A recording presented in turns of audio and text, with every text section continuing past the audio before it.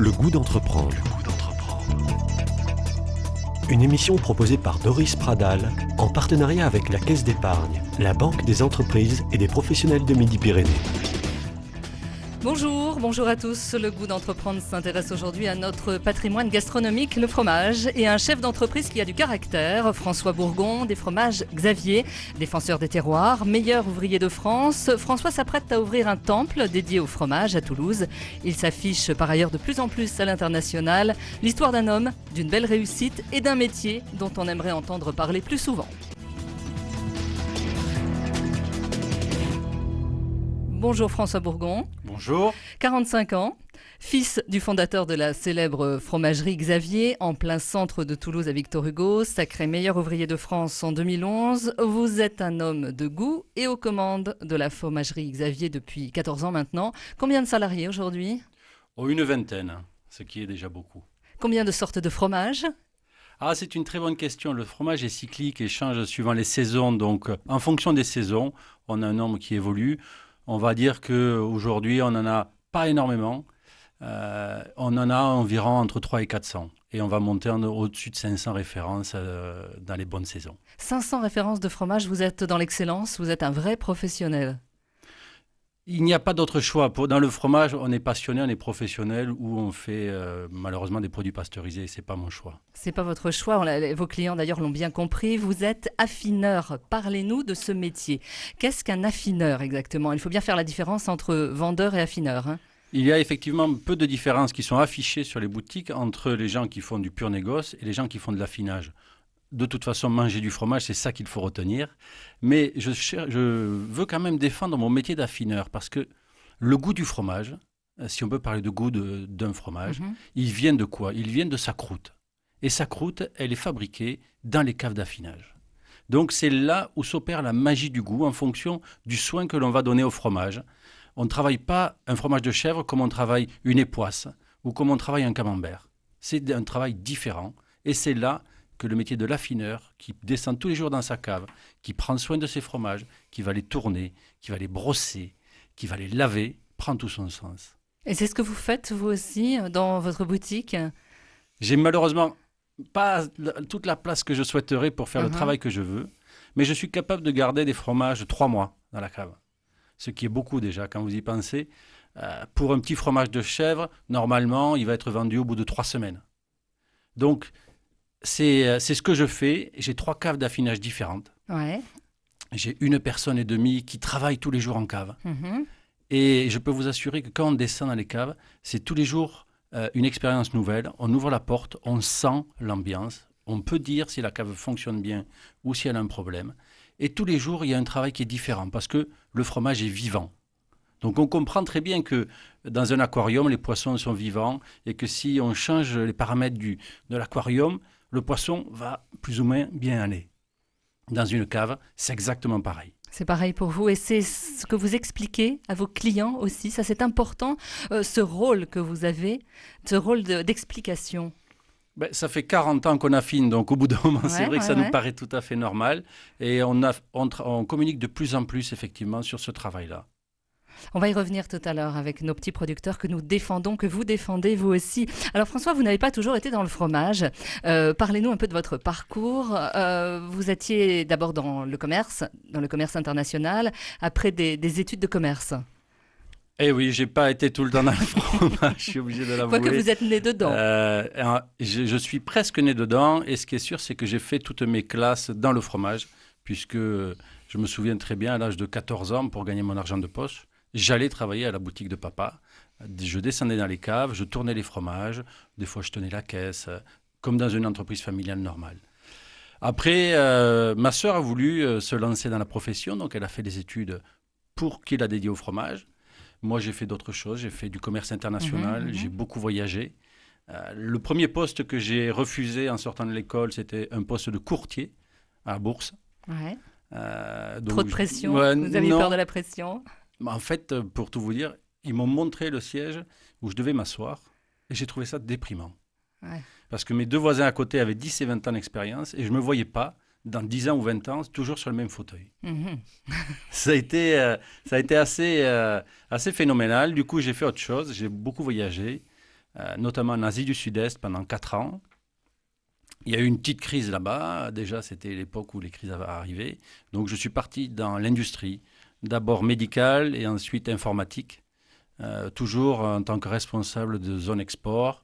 J'ai énormément appris, énormément voyagé. Ça a été des expériences phénoménales.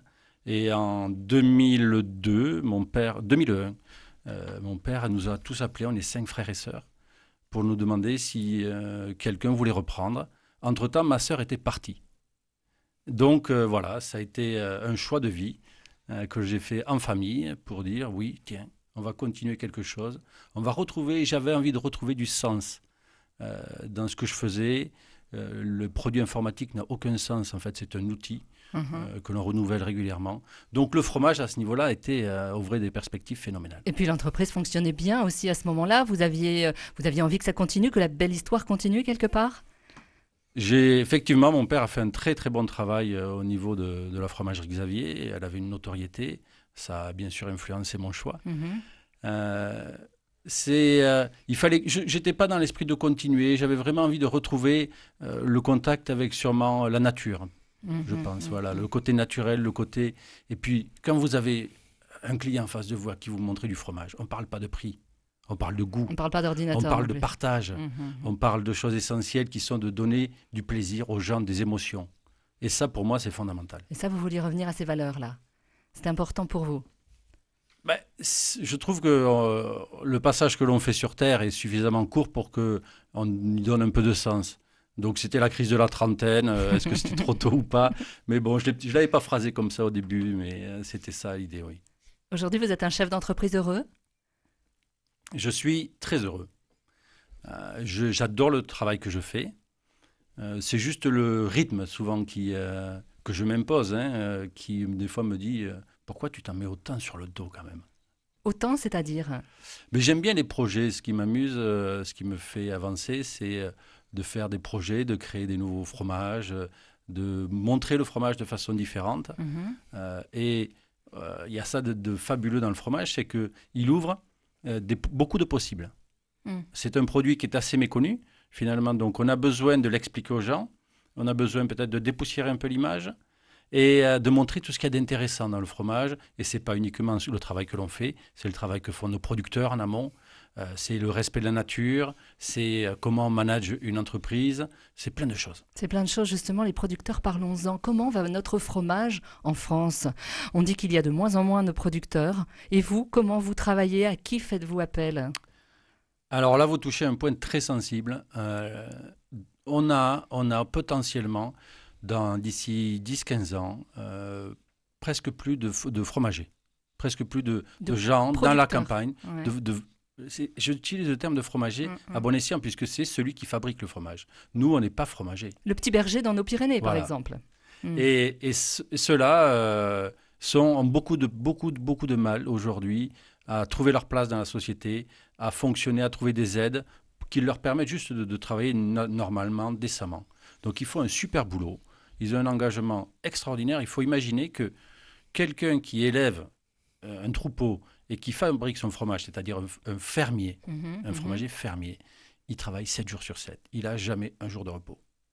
Donc, qui a envie aujourd'hui d'aller embrasser cette vie? Il faut de la passion, il faut souvent une antériorité familiale. Donc moi, c'est vraiment les gens qui me font vibrer. C'est ces gens-là que j'ai envie de défendre dans mon métier, de toute façon. Et que vous proposez leur fromage, vous essayez au maximum de les proposer, bien évidemment, dans votre boutique? À 95%, je suis un fromage fermier. Il faut quand même relativiser ça parce qu'aujourd'hui, sur Roquefort, première AOC française, 1925, il ne reste plus aucun fermier. Sur le Brie, il n'y a plus de fermiers. Sur le Camembert, il reste quoi? 2 fermiers, il y en a un qui est en train de vendre. Durand, qui est le seul fermier à Camembert.